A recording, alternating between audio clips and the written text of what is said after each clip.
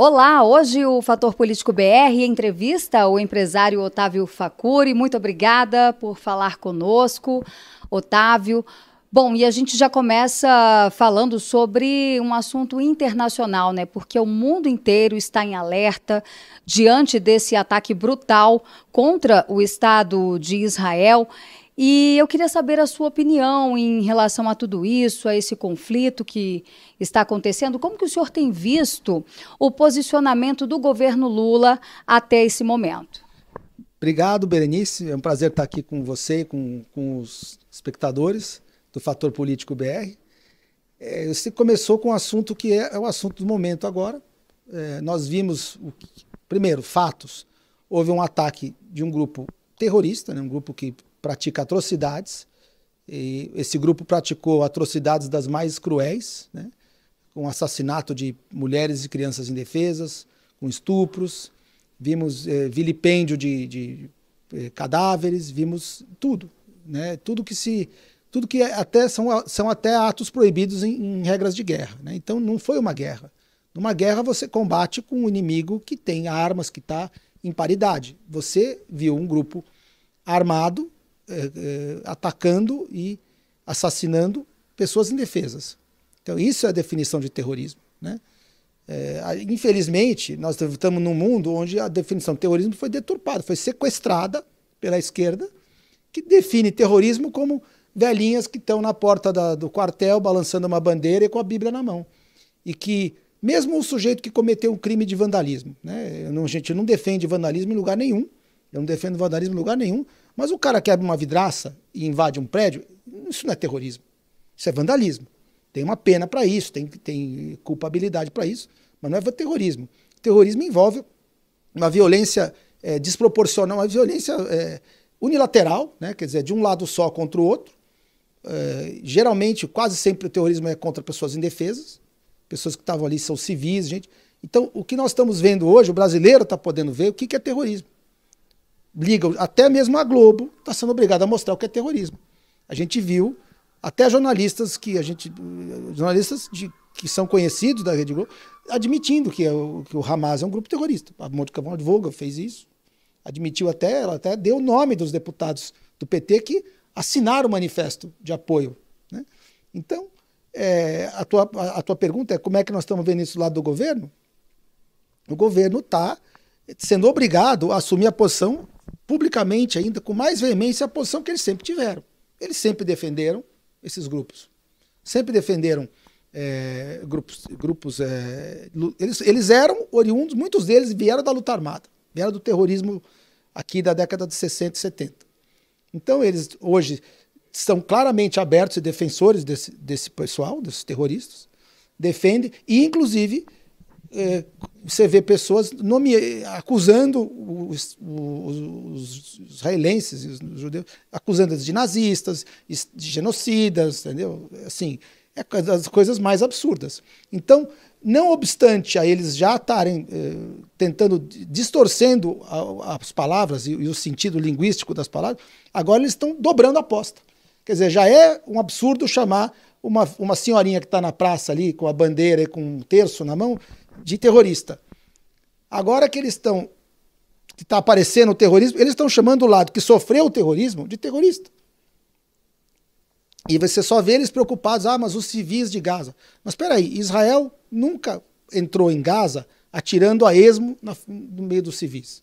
Israel atira mísseis em prédios em Gaza, onde tem bases e bunkers do Hamas, e o Hamas, para poder se vitimizar, e ele coloca civis ali, dele mesmo, não é civis israelense, ele põe os civis palestinos, que não tem nada a ver com isso, que é um povo inocente, que é refém do Hamas, entendeu? O palestino sofre na mão do Hamas igual o israelense, porque ele morre também é estuprado, também, e quando você não concorda com eles, eles fazem tudo aquilo. Se você não concorda, não é só você ser um judeu, se você for um cristão, ou se você for um muçulmano que não concorde com eles, com o fundamentalismo, você também é um infiel.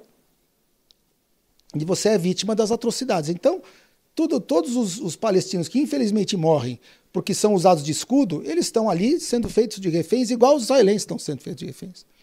E Israel não tem opção. Hoje, a outra opção é não fazer nada.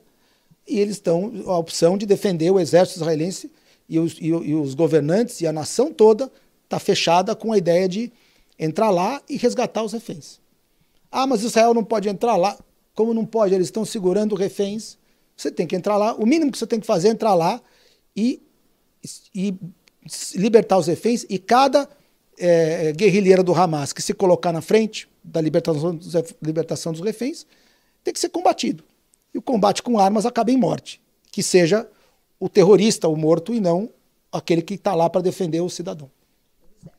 Bom, e ainda em relação ao governo Lula, eu gostaria da sua análise nesses primeiros meses, né? O que mais te preocupa? Olha, o que me preocupa? Me preocupa o espírito com o qual entrou o Lula no governo, né? Um desgoverno, que eu gosto de chamar. O Lula entrou, sentou na cadeira com o espírito. É como se ele tivesse só 1 ano ou 2 de governo. É como se ele soubesse. É muito parecido com aquele cara que falou: você só tem 1 ano. Ele não está preocupado em construir nada, ele não está preocupado em deixar um legado. Ele está simplesmente apertando aquele botão, dizendo: vou fazer o que eu tenho que fazer para me vingar de quem eu tiver que me vingar, dane-se o país, dane-se. Quer dizer, já estourou orçamento, já estourou teto de gás, já estourou. Não está trabalhando para construir nenhuma coalizão. Ele está indo na truculência, pelo que a gente percebe. Até eu tenho ouvido de pessoas que são interlocutores, né, que me trazem até a conversa que eles escutam do outro lado. Até o povo do PT esperava mais dele. Entendeu? Então, você percebe um sujeito que entrou no poder para se vingar, e está usando o poder para se vingar, inclusive tá com prejuízo da população. O que ele fez no Nordeste, de cortar o recurso lá, olha os prefeitos que estão reclamando. Os prefeitos foram os que apoiaram ele. Ele tinha obrigação de ajudar.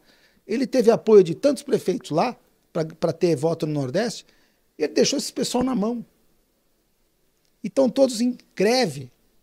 Porque estão com corte de verba. Então, assim, e o antigo Bolsa Família, né, que está sendo cortado, e o Bolsonaro nunca cortou isso aí.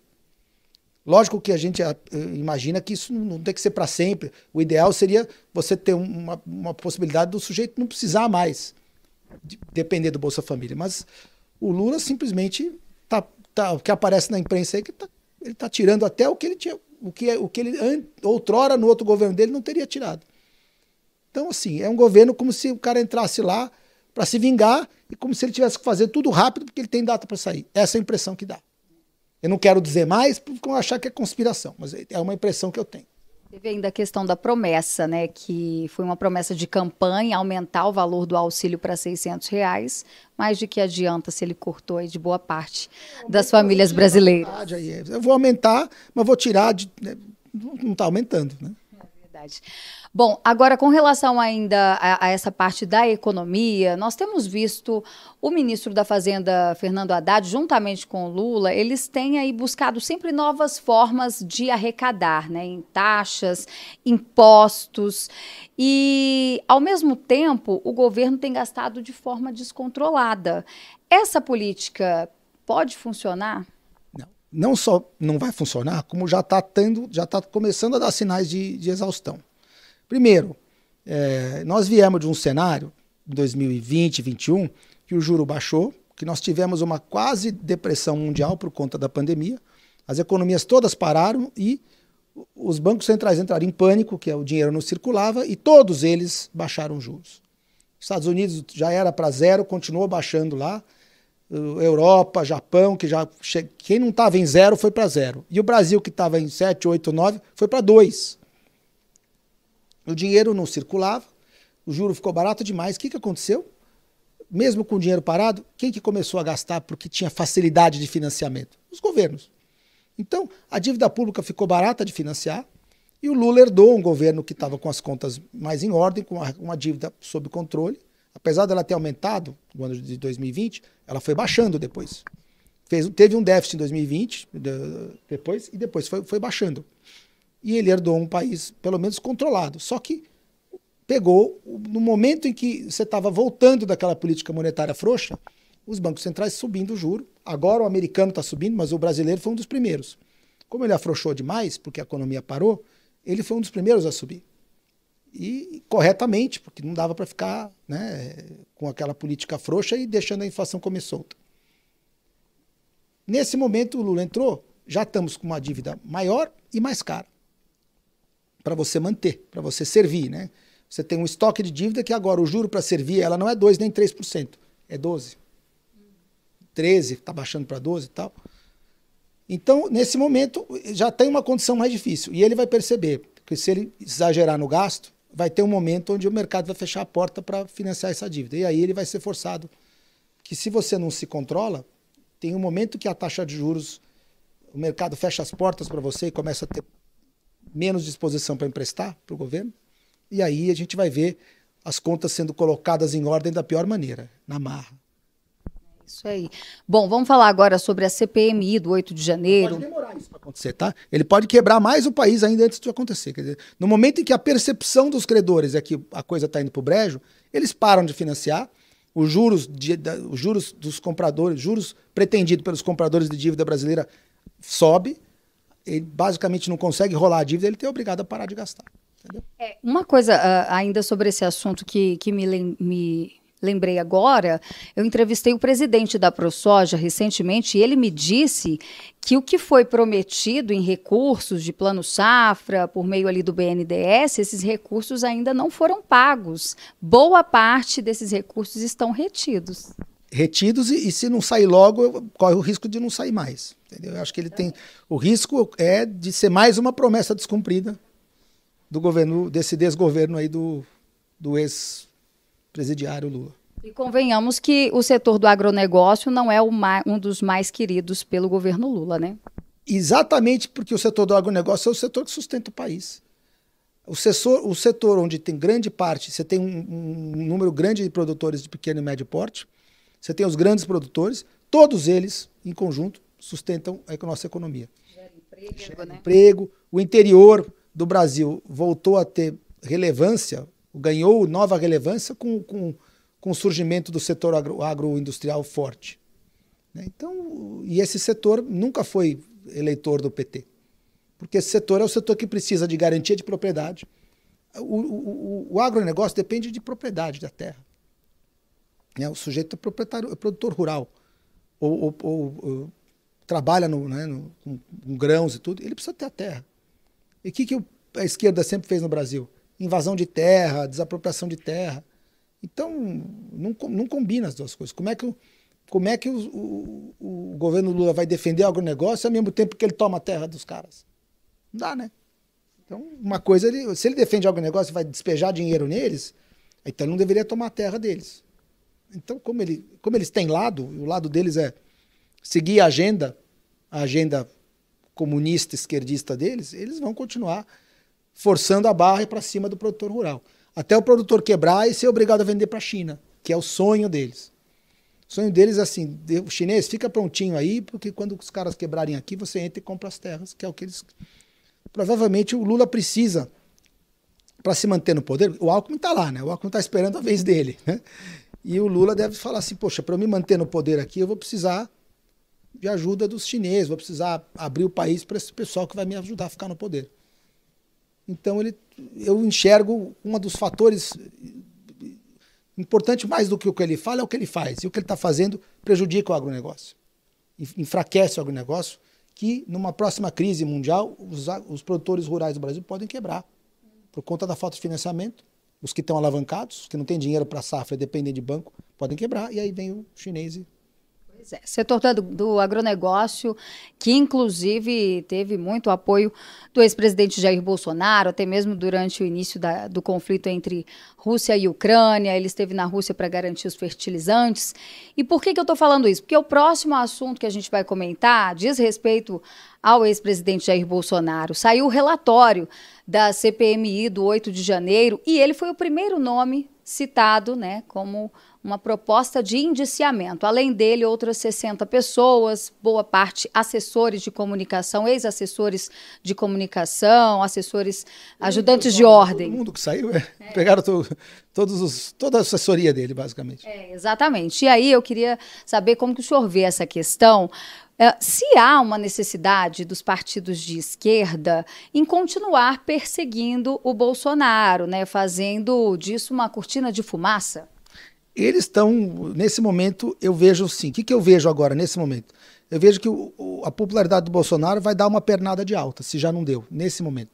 Por conta do que está acontecendo em Israel. As pessoas estão... A mesma coisa que atrapalhou a popularidade dele, a pandemia atrapalhou a popularidade dele, porque as pessoas culpavam ele pelo que estava acontecendo. Ele não é o culpado, mas a forma de comunicar que ele tinha naquele período levava algumas pessoas, mal interpretações, que a imprensa pegava frases dele e levava a criar aquela interpretação de que ele era o genocida, conversa fiada, obviamente, mentira. Mas nesse momento, o que está acontecendo, as pessoas ligam a TV e assistem aquelas atrocidades, ele está tendo, o lado que ele sempre defendeu é o lado que está certo nesse caso. Então, ele está tendo um momento de pernada de alta. O impacto desse indiciamento vai ser menor do que era antes. Porque eu acho que nesse momento você vai estar produzindo notícias para criminalizar o ex-presidente no momento onde ele está subindo em popularidade. Eu vejo claramente que ele está dando essa pernada agora.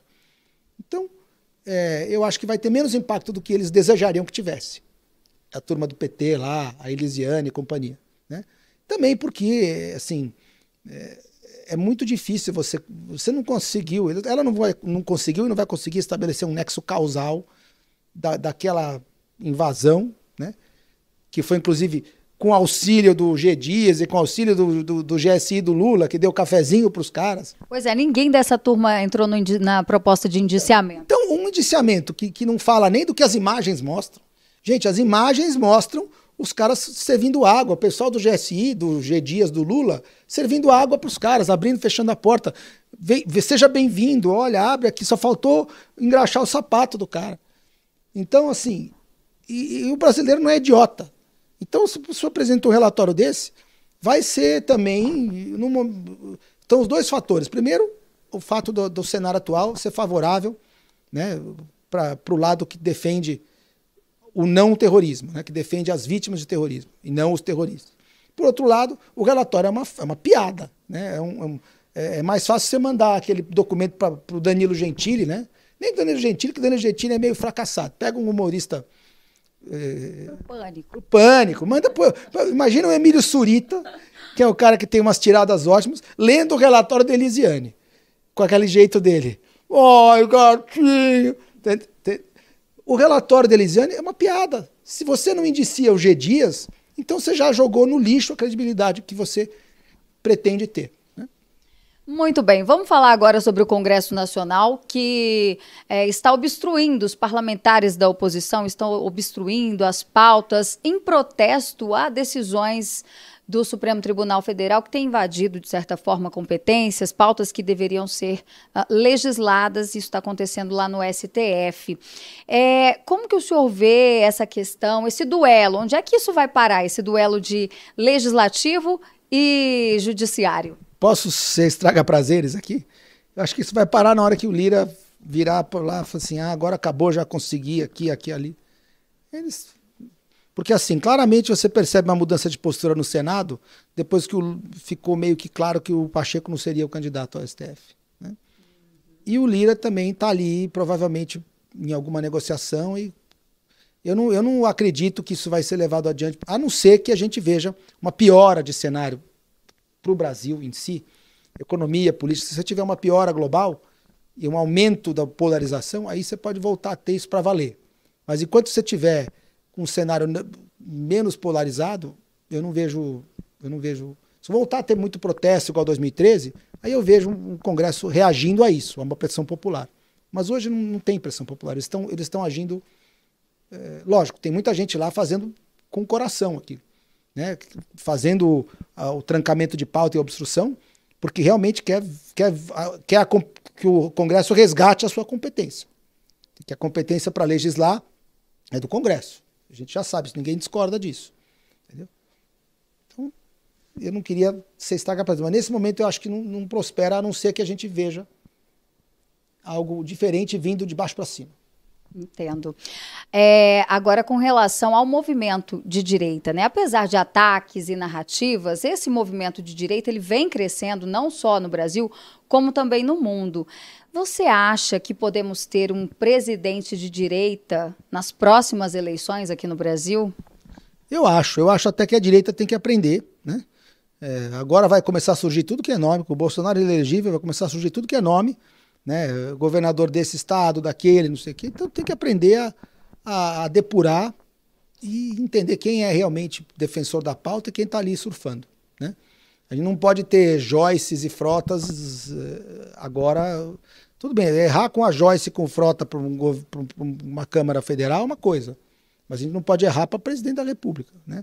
Votar num cara que depois vai pular do barco e se revelar uma Joyce ou um Frota de lá da cadeira de presidente. Não dá. Então, se o Bolsonaro continuar elegível, eu acho que a direita vai crescendo e está crescendo.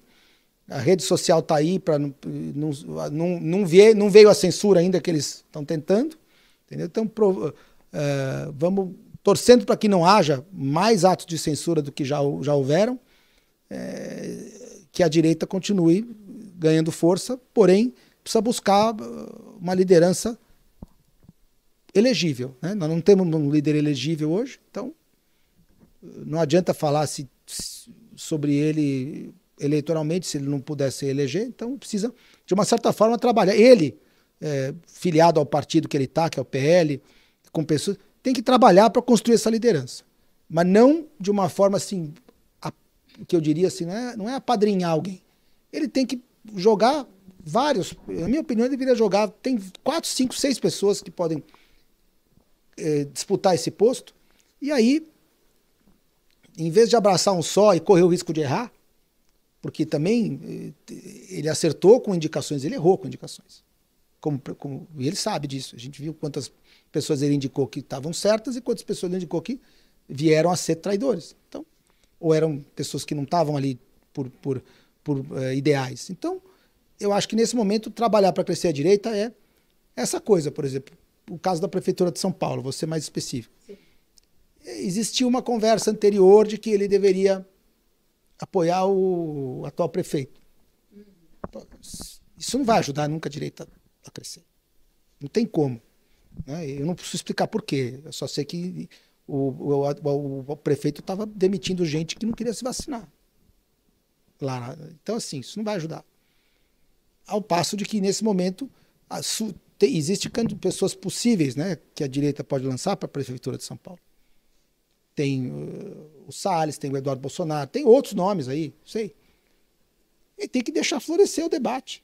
Não abraça um só, deixa florescer e depois decide. É isso.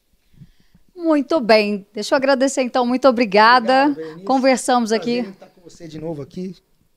Prazer em poder ter esses minutos de conversa. Te interrompi, né? Desculpa. Imagina, prazer é nosso. Otávio Facuri, direto aqui da capital federal de Brasília, Berenice Leite para o Fator Político BR.